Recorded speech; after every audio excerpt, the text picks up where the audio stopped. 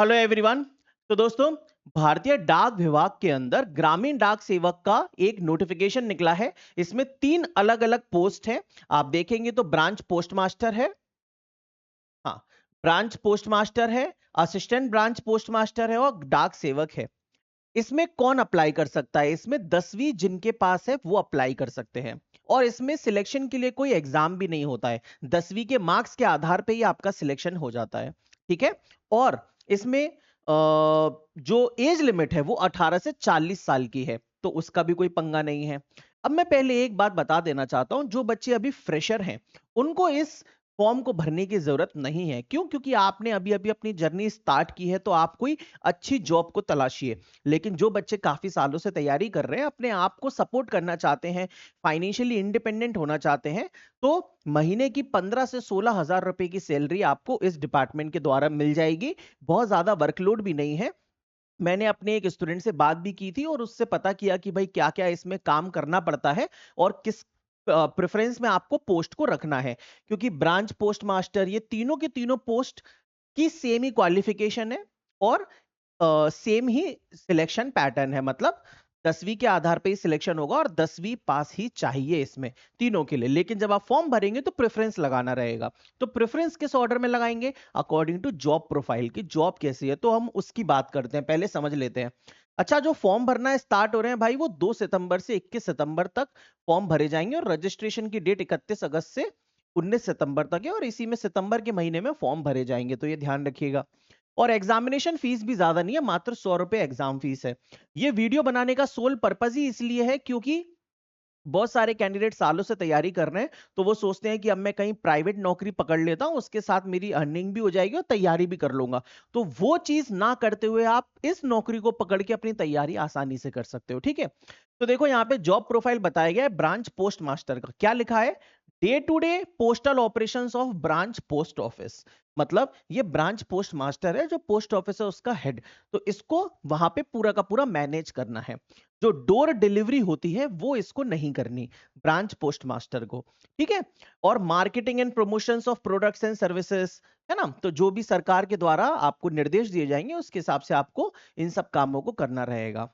अब इसके अलावा अगर हम देखें, दूसरा जो पोस्ट है वो है असिस्टेंट ब्रांच पोस्ट मास्टर। तो इसमें क्या लिखा है? सेल ऑफ स्टाम्प या stationery, conveyance and delivery of mail at door step या exchange the mail with the account office. मतलब जो मेन ऑफिस से सब ऑफिस है, आपको वहां पे भी डिलीवरी करनी पड़ सकती है, या जो घर घर डोर स्टेप पे डिलीवरी होती है वो भी करनी पड़ सकती है असिस्टेंट ब्रांच पोस्ट मास्टर को। ठीक है ना? और इसके अलावा जो डाक सेवक की पोस्ट है वो भी लगभग एक जैसी ही है। एबीपीएम और डाक सेवक की पोस्ट लगभग एक जैसी है। इसमें भी वही है कि conveyance and delivery of mail at the doorstep. अब किसी को ऐसा लगेगा कि सर अब मैं घर घर जाके डाक बांटूंगा, क्या मेरी क्या इज्जत रह जाएगी ये वो? तो देखो भाई, आपकी जहां पर पोस्टिंग होगी ये काम आपको वहां करना है। और जिसको खुद को फाइनेंशियली सपोर्ट करना है वो काम मत देखो। आपकी इससे जो अर्निंग होगी उससे आप अपना खुद का पॉकेट मनी आपकी बहुत अच्छी हो जाएगी, समझ गए? और पढ़ने का टाइम भी मिलेगा। अच्छा, मैं एक बात बताता हूँ कि जब मैंने अपने स्टूडेंट से बात की तो उसने बताया कि 10 बजे से लेकर शाम के 5 बजे तक का टाइम रहता है। अब अगर आपकी पोस्टिंग जो है वो सब ऑफिस के अंदर हो गई, तो वहां पर जो एबीपीएम या डाक सेवक की पोस्ट है उसको बीच में दोपहर में भी टाइम मिल जाता है थोड़ा बहुत पढ़ने का। और 10 बजे से 5 बजे तक का टाइम है बस ऑफिस का। उसके बाद शाम फ्री है और सुबह का टाइम भी आप 2 घंटे दे सकते हो, तो टाइम इनफ है।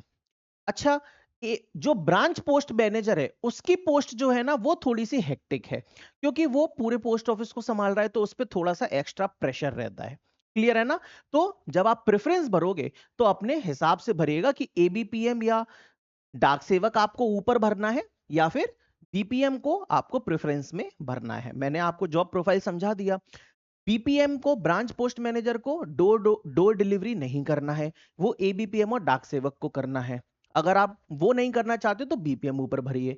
अगर आप डोर डिलीवरी कर सकते हैं तो इसको ऊपर भर दीजिए, इसमें थोड़ा टाइम मिल जाता है पढ़ने का। और टाइम तो तीनों में मिल जाएगा, वो आपके मैनेज करने के ऊपर है। सैलरी की बात करें तो अब ऐसा नहीं है कि ये सेंट्रल गवर्नमेंट की सैलरी है, बहुत अच्छी खासी सैलरी है।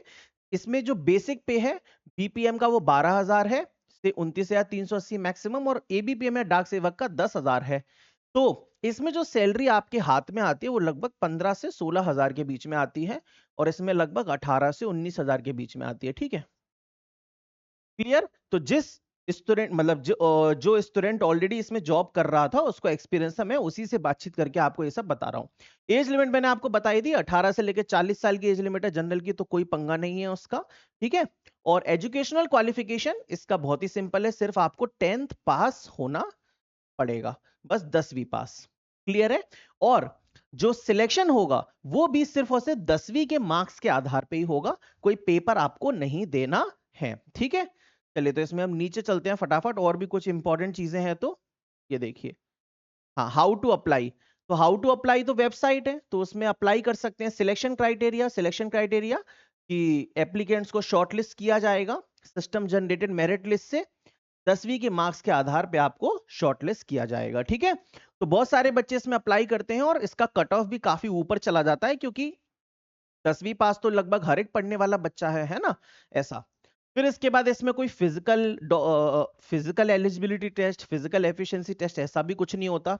सिंपल आपका डीवी होगा, बस आपके मेरिट में नाम आ जाएगा तब, उसके बाद। ठीक है, इसमें और अगर हम आगे चलें, जो फॉर्म की फीस है वो आई थिंक मैं आपको बता चुका हूं, नहीं बताया हूं तो बता देता हूं कि 100 रुपए फॉर्म की फीस है, बस फॉर्म की फीस भी ज्यादा नहीं है। ठीक है, तो ये यहाँ पे कहीं निकल गया, हाँ ये रहा पेमेंट ऑफ फीस। तो देखिए मात्र 100 रुपीज फॉर्म की फीस है, और इसमें लिखा हुआ है प्रेफरेंस के बारे में।